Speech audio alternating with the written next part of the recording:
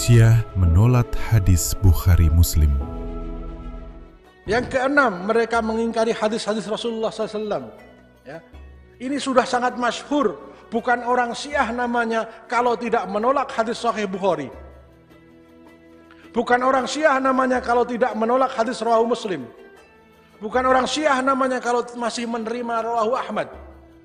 Semua imam yang 9, imam hadis, Imam Bukhari, Imam Muslim, Imam Ahmad, Imam Nasa'i, Imam Hakim, Imam Ibn Majah, Imam Ad-Daruqutni, ya, Imam Tirmidzi, ya.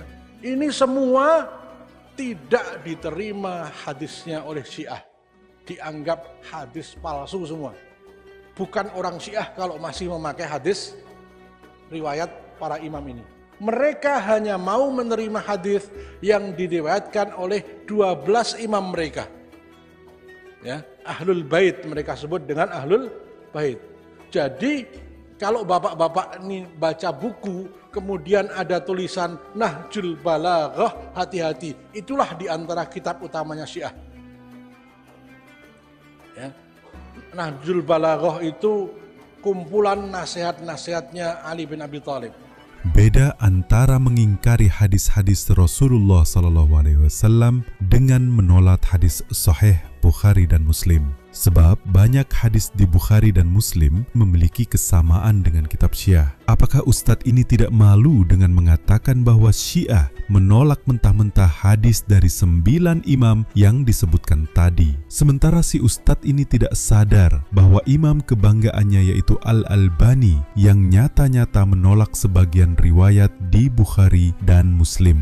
Silsilah Al-Ahadits As-Sahihah karya Al-Albani, salah satu ulama Wahabi, jilid 6 yang diterbitkan oleh Maktabah Al-Ma'arif, cetakan pertama 1996 halaman 93. Al-Albani berkata, ini merupakan kejanggalan di dalam hadis dari puluhan contoh hadis yang menunjukkan akan kebodohan sebagian orang-orang yang baru belajar, yang fanatik akan kesohihan Bukhari dan Muslim dengan fanatik buta. Dan mereka memastikan bahwa semua yang terdapat dalam Bukhari dan Muslim adalah sahih.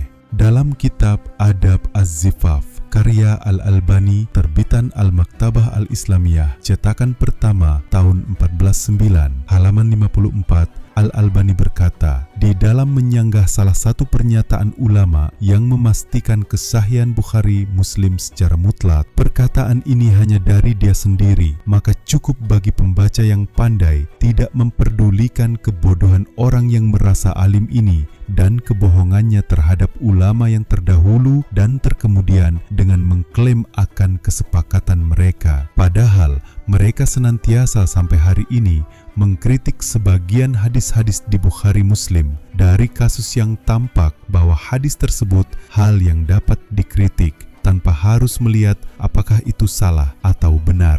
Pada halaman 63, Al-Albani berkata, sungguh tidak dan tidak bahwa umat tidak sesat dan tidak akan sesat dengan izin Allah, karena sesungguhnya yang sesat adalah yang berbuat dusta pada umat tersebut dan menisbatkan adanya kesepakatan mereka di dalam satu urusan yang masih diperselisihkan.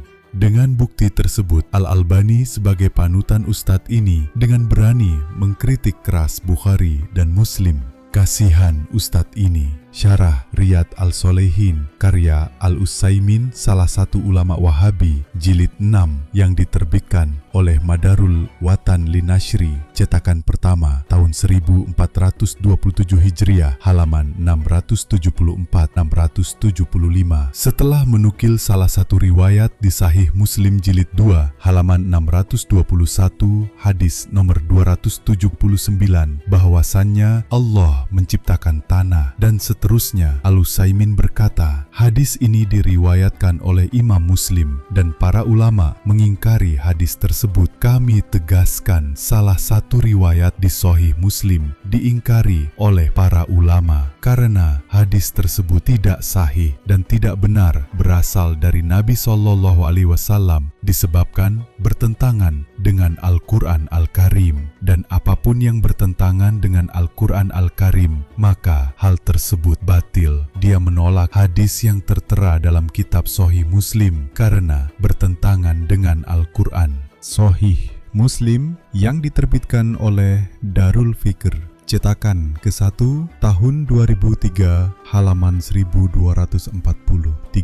Diriwayatkan dari Ikrimah yang berkata, telah menceritakan kepada kami Abu Zumail yang berkata, telah menceritakan kepadaku Ibnu Abbas. Dia berkata, dulu kaum muslimin tidak menghargai dan tidak memberikan kedudukan yang layak bagi Abu Sufyan. Oleh karena itu, pada suatu hari, ia, Abu Sufyan, berkata kepada Rasulullah SAW, "Ya Rasulullah, berilah aku 3 permintaan."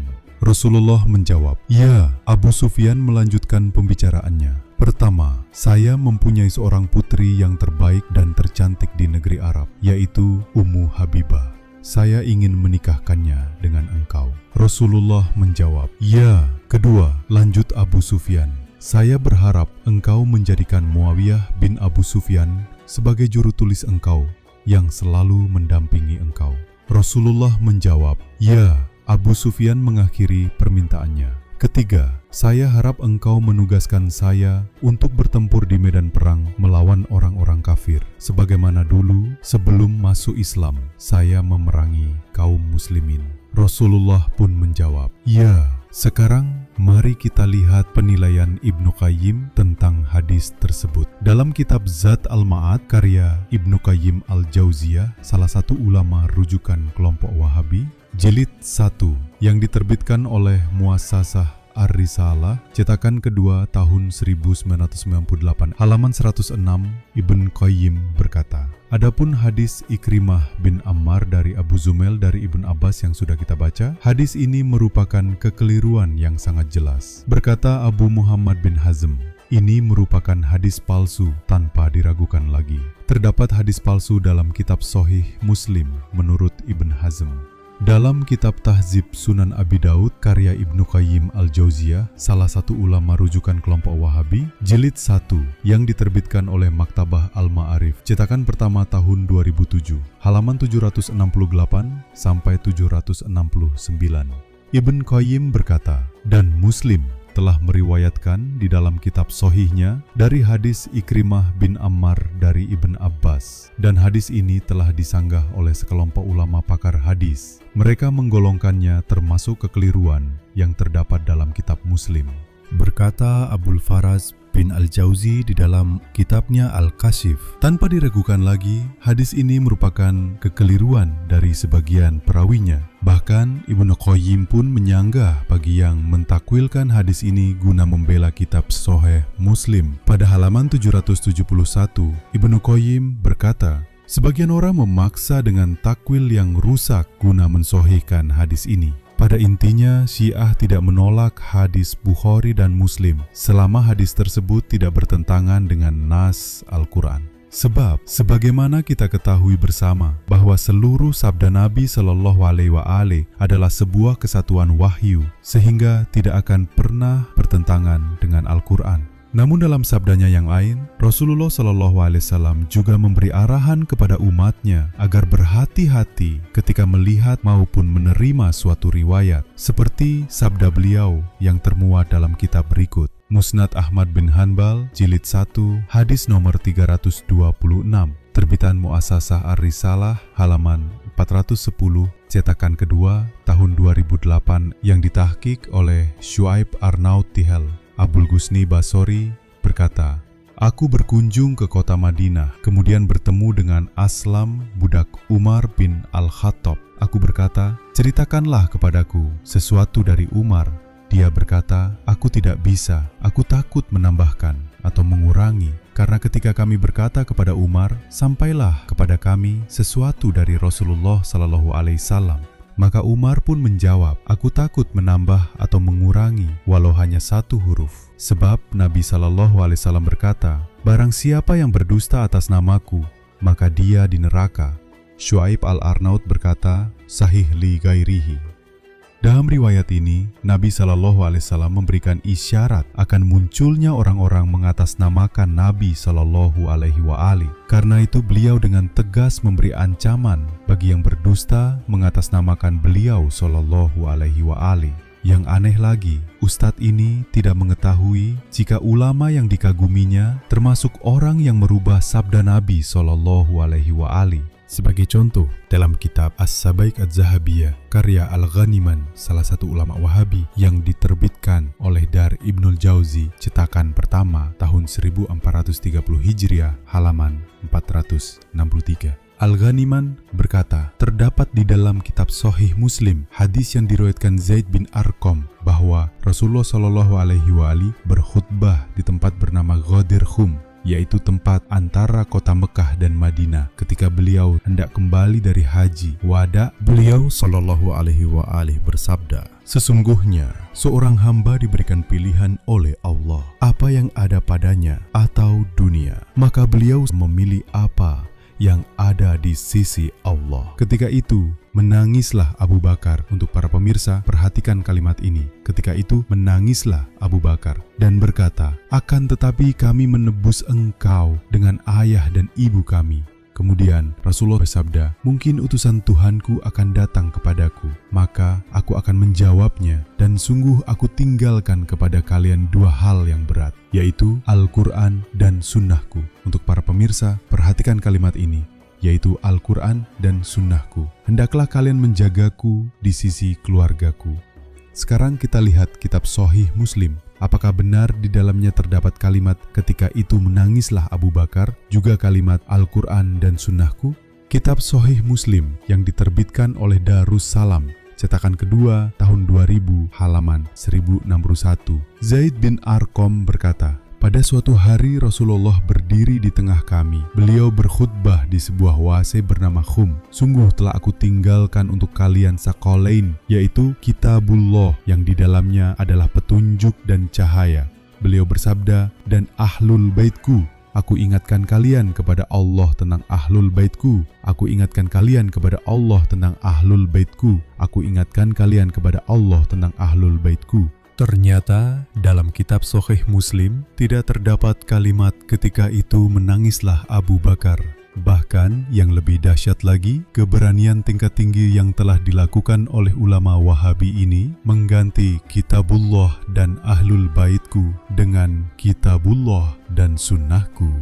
Jika ulama besar mereka sudah berani merubah redaksi hadis Nabi SAW, bagaimana dengan ustadz lokal mereka? Dalam kitab Manzilatus Sunnah karya Al-Albani, salah satu ulama kelompok Wahabi yang diterbitkan oleh Ad-Dar As-Salafiyah, cetakan keempat tahun 1984, halaman 17-18, Al-Albani berkata, sebagaimana Rasulullah SAW telah menerangkan akan hal ini dengan sabdanya, aku telah tinggalkan kepada kalian dua hal yang kalian tidak akan tersesat selama berpegang kepadanya, yaitu Kitabullah dan Sunnahku.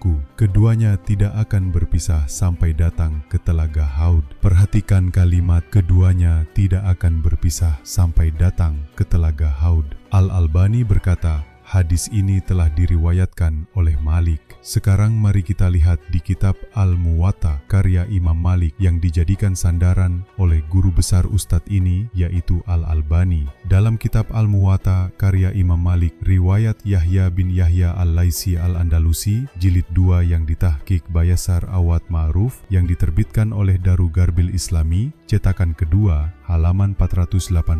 Yahya bin Yahya Al-Laisi berkata, dan telah mengabarkan kepadaku dari Malik bahwasanya telah sampai kepadanya sabda Rasulullah SAW, aku telah tinggalkan kepada kalian dua perkara yang mana kalian tidak akan tersesat jika berpegang kepada keduanya, yaitu kitab Allah dan sunnah nabinya.